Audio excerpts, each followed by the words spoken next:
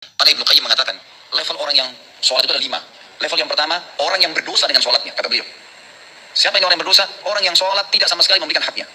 Ada orang sholat hanya karena disuruh oleh orang lain, hanya karena tidak enak, mau udu nggak udu terserah, dia berdosa nih. Percuma dia sholat, dia berdosa. Karena di sini ria. Ada orang yang kedua, sholat tapi nggak dapat pahala. Dia tahu diperintah sholat tapi nggak dapat pahala karena dari awal takbir sampai salam semuanya mengkhayal. Ini orang yang percuma, nggak ada pahalanya. Yang ketiga, orang yang dapat pahala, tapi pahalanya pas-pasan. Ada pahala terkecil, lebih banyak mengkhayal daripada fokusnya. Yang keempat adalah orang yang sholat berusaha untuk fokus, gitu kan? Tetapi terkadang masih menghayal, masih terlintas. Maka ini lebih dominasi pahala yang didapatkan daripada hilangnya pahala. Orang yang keempat ini adalah golongan orang yang dapat mayoritas pahala sholatnya, tapi masih ada yang hilang. Bedanya tadi dengan orang yang ketiga, mayoritas pahalanya hilang, cuma sedikit yang didapatkan. Ini kan terbalik. Yang kelima ini yang luar biasa. Orang yang sholat semuanya dari takbir sampai salam fokus. Bahkan kalau mereka sholat, mereka sudah lupa siapapun yang ada di sekitarnya.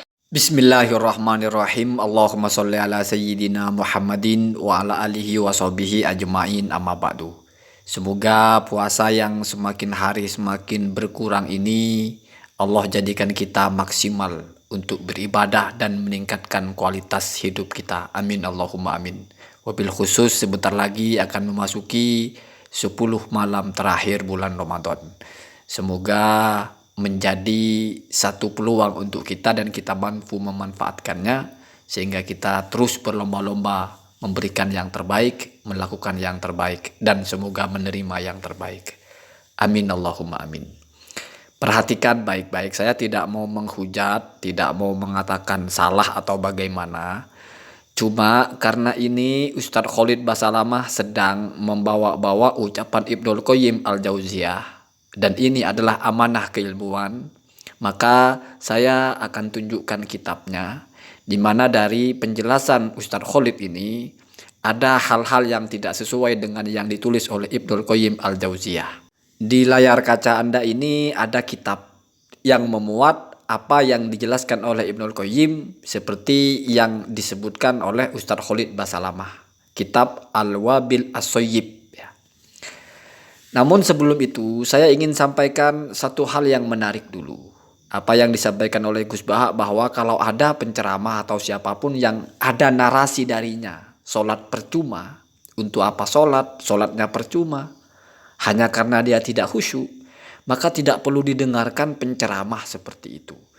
Artinya percuma di sini seolah-olah kamu tidak sholat pun ya tidak apa-apa, sama saja dengan kamu tidak sholat. Nah itu ya, ingat. Yang dimaksud dengan percuma, kalau maksudnya adalah sama saja dengan tidak sholat, itu ketololan luar biasa. Kalau ini bicara sholat fardu. Ya. Kenapa? Karena sholat fardu itu, mau kamu berpahala mau tidak, kalau kamu sudah sholat dengan sah, itu sudah ada faidahnya. Apa itu? Yaitu gugurnya kewajiban. Artinya kamu terlepas dari dosa. Kenapa? Karena kalau kamu punya kewajiban lalu tidak digugurkan kewajiban itu, kamu berdosa. Dengan sholat ala kadarnya, tidak khusyuk selama sudah sah, maka kamu sudah gugur dari kewajiban, walaupun tidak dapat pahala. Jadi tidak pernah percuma, tidak pernah sama dengan tidak sholat. Itu intinya ya. Ya sebetulnya walaupun sholat sunnah, kamu tidak khusyuk, tapi dalam sholat kamu baca Quran, baca Fatihah, baca sholawat. Itu kan pahalanya tersendiri. Pahala sholatnya tidak dapat, tetapi bacaan kamu dalam sholat itu kan berpahala masing-masing. Ya, jadi begitu ya, begitu. Jadi tidak pernah ada narasi benar. Wah, kalau nggak khusyuk ngapain sholat? Sama aja dengan nggak sholat. Akhirnya percuma kita sholat, capek-capekin. Itu narasi-narasi orang-orang yang sombong. Orang-orang yang selalu ingin sempurna menghadap Tuhan, tetapi sebetulnya apologi saja. Itu orang-orang yang malas untuk sholat, lalu mau membenarkan diri dengan membangun asumsi bahwa ya ngapain sholat kalau nggak khusyuk, lebih baik nggak sholat. Dari pertama bilang sama saja dengan nggak sholat, lama-lama bilang lebih baik tidak sholat. Jadi dia perlahan-lahan dikelabui oleh setan, ditipu oleh pikirannya, ditipu oleh asumsinya. Sampai-sampai dia mengatakan ya lebih baik nggak sholat daripada sholat tapi nggak khusyuk, kan nggak ada gunanya, buang-buang waktu. Wah, perlu ditampol bolak-balik orang mengatakan sholat buang-buang waktu itu ya. Khusyuk itu harus, tapi walaupun tidak khusyuk tetap kamu harus sholat.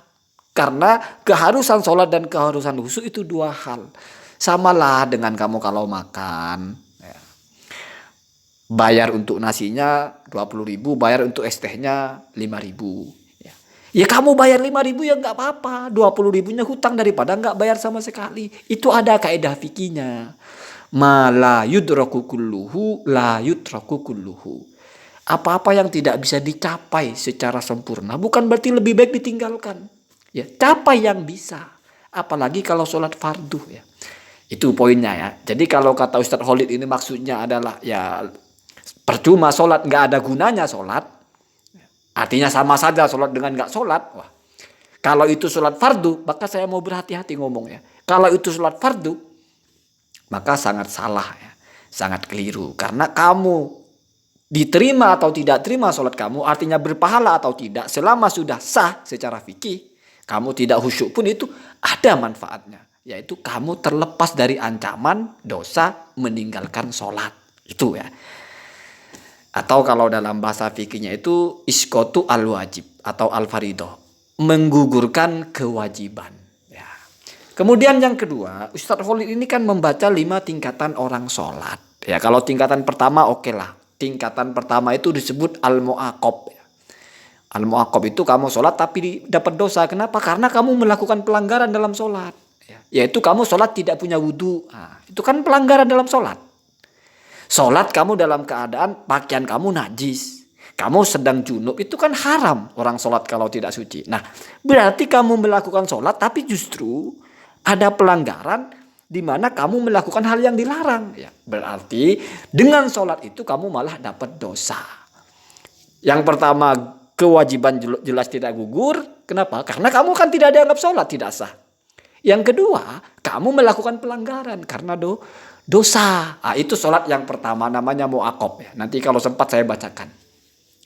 Yang kedua itu sholat muhasab namanya ya.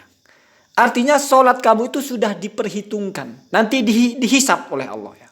Artinya sholat kamu ini terdaftar begitu. Sehingga masuk kepada amal yang dihisab ya. Kalau yang tadi sudah nggak usah dihisab, sudah divonis dosa. Kalau ini masih dipertimbangkan ya. Itu sholatnya orang yang syarat rukunya lengkap, artinya sah secara fikih. Tidak ada pelanggaran syariat dalam sholatnya, dalam artian secara dohir. Dia melaksanakan rukun-rukunnya, tidak termasuk sunnahnya, rukun-rukun sholat saja. Tidak ada yang ditinggalkan. Kemudian dia sholat juga dalam keadaan suci. Wudhunya suci, bajunya suci, dan sebagainya. Tapi tidak peduli sama sekali dengan khusyuknya.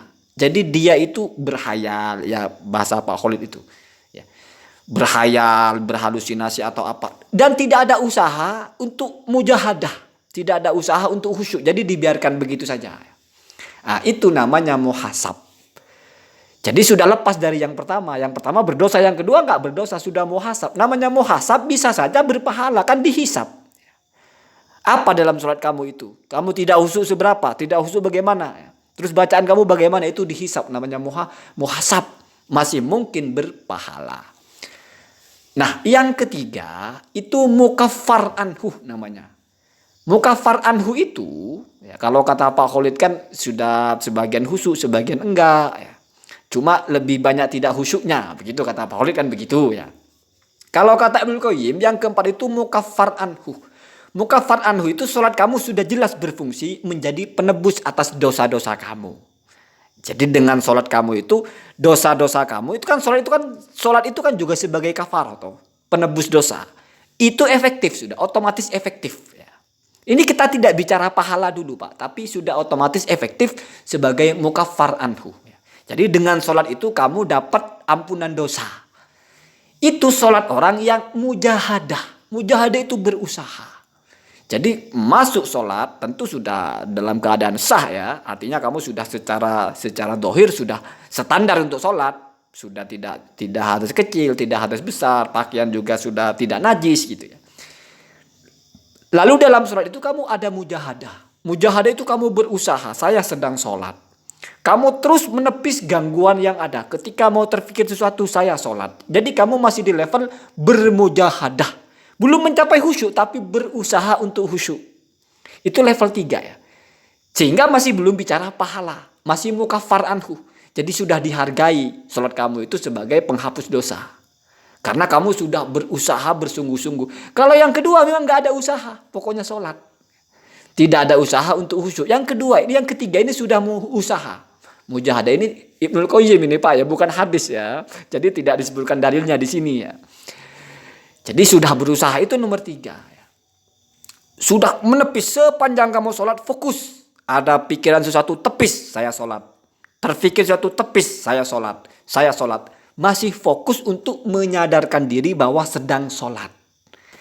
Ya, ingat, itu kata kuncinya. Itu namanya mujahadah lil khusyuk ya.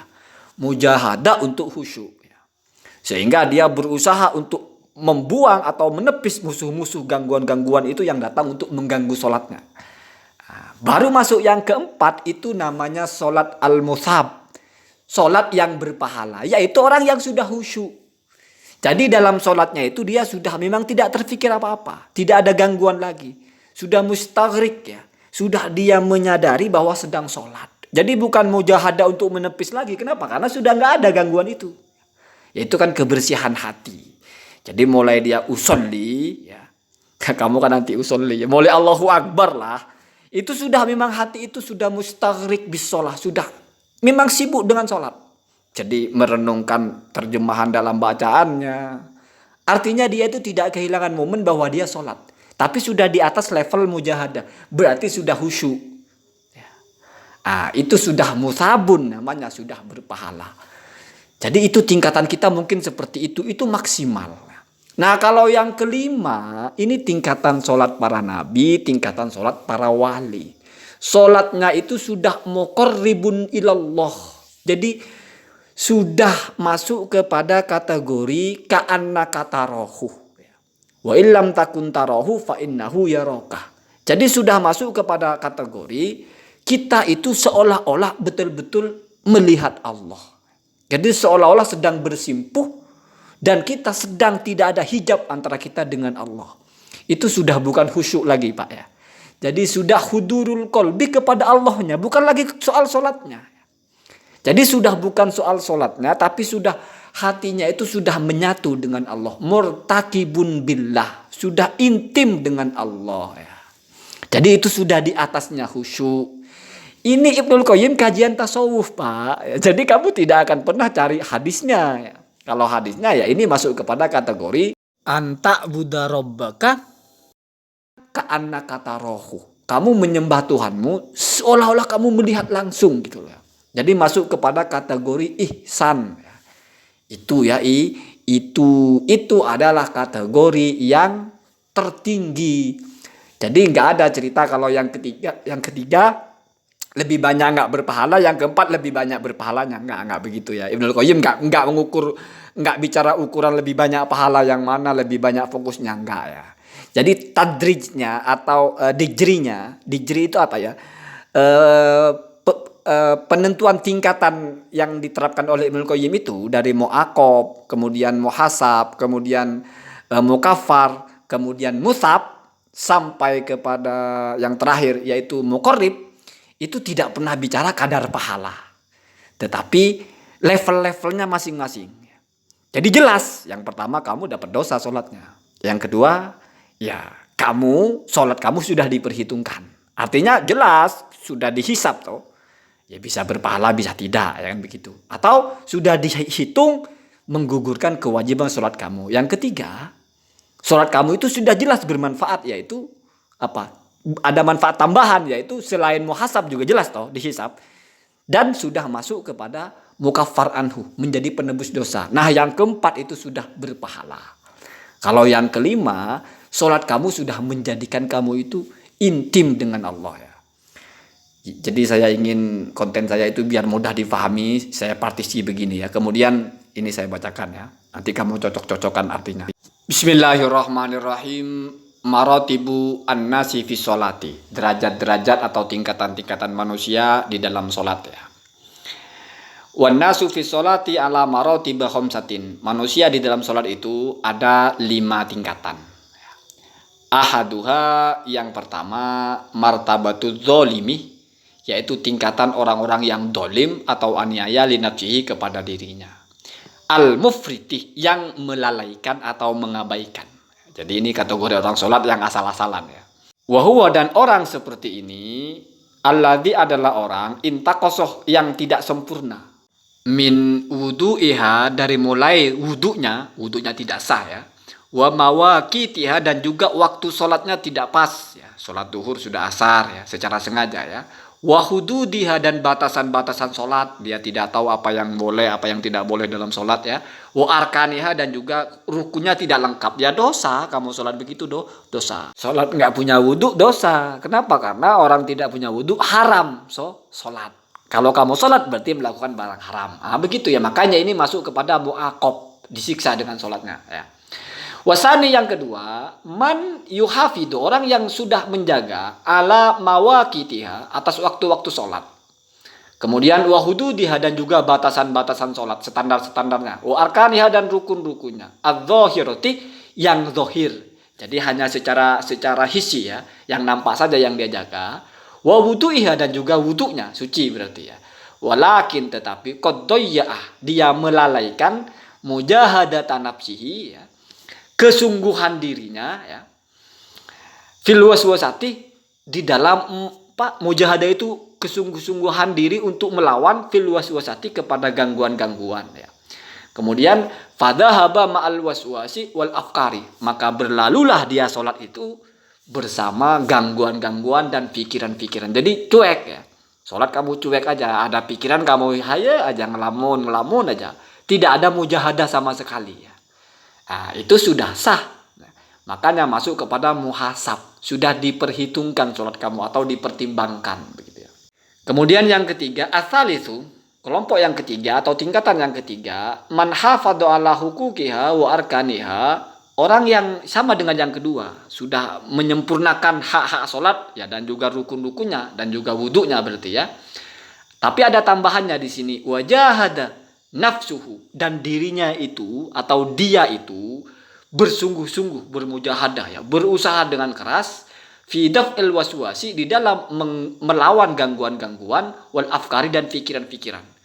Jadi dia sholat memang sengaja ingin khusyuk gitu ya. Pikiran-pikiran yang mengganggu itu selalu ditepis. Fahuwa masyghulun bi mujahadati aduwihi. Maka dia sholatnya itu sibuk dengan menepis musuh-musuhnya. Maksudnya musuh-musuhnya itu ya itu gangguan-gangguan itu ya. Li'alla yasroko sholatahu, agar gangguan itu tidak mencuri sholatnya. Jadi seperti orang yang siaga menjaga rumahnya itu agar nggak kemalingan. Jadi sholatnya itu sibuknya malah menjaga jangan sampai ada yang mengganggu sholatnya. Ketika mau ada sesuatu yang terpikir tepis gitu ya, sibuk-sibuk menepis. Jadi belum masuk khusyuk ya. Maka ini masuknya kepada sholat yang mukaffar. Faidahnya ya, setidaknya kamu kan sudah bermujahadah, sudah ada khasiatnya yang lebih tinggi dari yang kedua. Ini sudah mukaffar ya, sudah bukan hanya menggugurkan kewajiban, tapi sudah menjadi penghapus dosa ya. Tingkat di atasnya ar-rabi'u yang keempat, man idza qama ila sholati, adalah orang yang apabila dia masuk atau melaksanakan kepada sholat, akmala huquqaha, dia menyempurnakan hak-hak sholat, wa arkanaha dan rukun-rukunnya, wa hududaha dan had-hadnya, wastawraqah dan menguasai qalbahu kepada hatinya, mura'atu hududiha wa huquqiha, upaya menjaga hak-hak sholat dan kesempurnaan sholat. Jadi bedanya kalau yang keempat ini, artinya itu sudah sibuk dengan sholatnya, bukan sibuk menepis. Jadi sudah sibuk dengan mentadabburkan makna sholat yang dia bacaannya, mentadabburkan kerendahan dirinya ketika sujud, ketika mengagungkan Allah ya. Jadi kamu pahamilah, ini sibuknya dia sudah sibuk dengan sholatnya, bukan sibuk menepis gangguan atas sholatnya begitu. Kemudian li'alla yudayyi'a syai'an minha, agar dia tidak terlewat satupun dari sholat itu. Bal himmuhu, bahkan fokusnya, kulluhu semuanya, masrufun ila iqamatiha, tertuju atau terarah ya kepada melaksanakan sholat itu dengan sempurna. Kama yambawi, sebagaimana yang semestinya. Kemudian wa ikmamiha, dan juga fokusnya itu masrufun, tertuju ya, teralokasikan untuk menyempurnakan sholat itu. Kemudian wa iqamuha, ini wa ibtida ya, dan mendirikan dia kepada sholat itu. Nah karena ini mubtada maka berarti butuh khobar, dan khobarnya adalah jumlah fi'liyah setelahnya, yaitu qad istawraqah qalbahu sya'nus sholati wa ubudiyatu rabbih tabaraka wa ta'ala fiha. Jadi salat hatinya itu sudah dipenuhi dengan urusan salat dan urusan menyembah Tuhannya di dalam salat itu ya, tabaraka wa ta'ala. Kemudian yang terakhir ini yang tertinggi, al-khamis yang kelima ya. Kalau yang keempat ini sudah musabun, sudah khusyuk. Jadi yang membedakan antara ketiga dengan keempat, yang ketiga itu belum khusyuk. Tapi mujahadah untuk khusyuk itu penting. Karena kalau sudah khusyuk ya berarti sudah berpahala. Tapi di situ belum berpahala, namanya masih mukaffar. Ya. Bukan musabun. Itulah maksudnya kalau kata Pak Khalid yang ketiga sudah berpahala. Tapi banyak tidak. Yang keempat lebih banyak berpahalanya. Oh enggak begitu. Enggak ada lebih banyak apa tidak. Ini sudah kategori khusyuk, kategori prahusyuk. Begitu ya. Kalau masih prahusyuk mujahadah. Kalau sudah khusyuk baru. Ini kan tartibnya tasawuf ya. Kamu jangan tanya dalilnya ya. Makanya di sini nggak sebut dalil sama sekali ya. Kemudian yang kelima al-khamisu ya. Man adalah orang idza qama ila sholati, apabila dia masuk salat, qama ilaiha kadzalik. Dia melaksanakan salat seperti nomor 3 itu. Apa seperti nomor 4 ya? Sudah sempurna, sudah khusyuk ya. Tetapi ada tambahan walakin ma'ahada. Tetapi bersamaan dengan keadaan itu, qad akhadha qalbahu, dia telah mengambil hatinya, wa wada'ahu, dan meletakkan hatinya itu baina yaday rabbih, di hadapan Tuhannya. Ini sudah bahasanya sudah bahasa tasawuf ya. Jadi hatinya sudah diletakkan di hadapan Tuhan ya, azza wa jalla. Nadhiron biqalbihi ilaihi, seolah-olah atau seraya dia sudah menatap Tuhan dengan hatinya ya. Kamu jangan tanya Tuhan di mana terus kok bisa ditatap ya. Murtakiban lahu, murtakib itu raqaba ya, irtaqaba, dan sangat dekat atau intim ya kepada Tuhan. Mumtalian, hatinya itu penuh ya, min mahabbatihi, dengan mencintai Tuhannya. Jadi sudah bukan soal masalah sholatnya, pokoknya asal masuk sholat itu keadaan dia itu ya, seolah-olah sudah nggak tahu apa-apa, hatinya sudah ada di hadapan Tuhan, memandang Tuhan penuh dengan cinta. Kemudian wa azamatihi, dan juga mengagungkan ya. Jadi penuh dengan cinta dan mengagungkan. Ka'annahu, sampai seolah-olah dia itu yarahu, melihat Tuhan. Ya. Wa yushahiduhu, dan menyaksikan ya. Kemudian waqad idmahallat. Idmahalla itu do'ofa ya, lemah, dan sungguh telah lemah tilkal waswasu wal khotoratu, gangguan dalam sholat. Jadi sudah nggak ada yang mempan gangguan kepada dia sudah taruh hatinya nadhiron ila rabbihi ka'annahu yarahu wa yushahiduhu. Sudah itu levelnya ya. Kemudian wartafa'at hijabuha bainahu wa baina rabbih, dan sudah tersingkap hijab dari gangguan-gangguan itu. Jadi sudah nggak ada hijab berupa gangguan-gangguan itu antara dia dengan Tuhannya. Ini sholatnya orang mukasyafah ya, sholatnya orang wali ya. Ini Ibnul Qayyim ini ada banyak kajian tasawuf dia, tapi oleh Ustaz Salafi Wahabi jarang dikaji itu ya. Mereka kan anti tasawuf katanya ya. Kemudian fahadha bainahu wa baina ghairihi, maka orang seperti ini keutamaan antara dia dan antara yang lainnya fi sholati, di dalam sholat ya, afdalu adalah lebih utama ya, wa a'dhamu, dan lebih agung, mimma bainas sama'i wal ardi, di antara gap keutamaan antara langit dan bumi ya. Artinya kalau bahasa ya ini saya memahaminya begitu ya.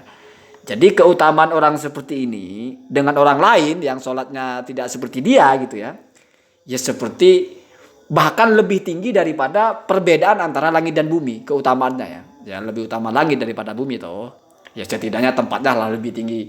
Kalau bahasa kita kan antara langit dan bumi ya, jaraknya sangat tinggi. Ini lebih tinggi lagi dari itu. Artinya tidak terbatas lah perbedaannya begitu ya. Saya memahaminya begitu. Kalau kamu punya pemahaman lain silahkan ya.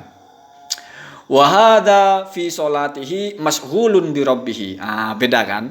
Dan orang seperti ini dalam sholatnya sudah sibuk dengan Tuhannya ya. Bukan cuma sibuk dengan sholatnya lagi, tapi sudah lebih intim ya. Kemudian azza wa jalla qariru al-aini bihi, di mana qarirun itu teduh ya atau bahagia ya. Jadi memandang dengan bahagia. Qurratul ain itu kan perhiasan indah dipandang mata ya. Jadi bagi dia sholat itu sudah menjadi sesuatu yang menyenangkan. Ju'ilat as-sholatu qurrata ainihi.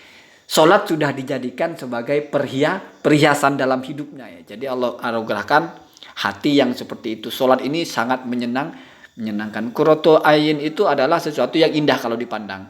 Qarirul aini itu artinya keindahan ketika dia memandangnya. Bihi ya, dengan Tuhannya itu ya. Jadi ini salat yang paling tinggi ya. Maka partisinya jelas. Kamu berpahala kalau sudah masuk kategori khusyuk, yaitu kategori nomor 4. Ya kalau nomor 5 di atasnya lagi. Kalau nomor 3 belum bicara pahala, tetapi sudah mukafar. Jadi mungkin level kita masih seperti itu, siaga. Kamu mungkin belum sibuk dengan merenungi sholat kamu itu apa, tapi sibuk dengan menyadari kamu sholat. Sehingga ketika ada godaan, tapi saya sedang sholat, tidak boleh memegihkan, tidak. Namanya menolak ya. Tapi kalau yang keempat, kamu sudah sibuk dengan sholat, saya sholat. Apa yang dibaca, kamu sudah merenungi ya. Jadi levelnya orang alim yang paham betul apa artinya sholat. Bacaan-bacaannya kamu sudah bisa khusyuk, bisa merenungi ya. Kalau yang kedua malah sama sekali tidak peduli. Yang pertama malah sholat kamu tidak sah. Ya, Allahumma hadina hada sabil. Ya mungkin saya salah, silakan dikoreksi.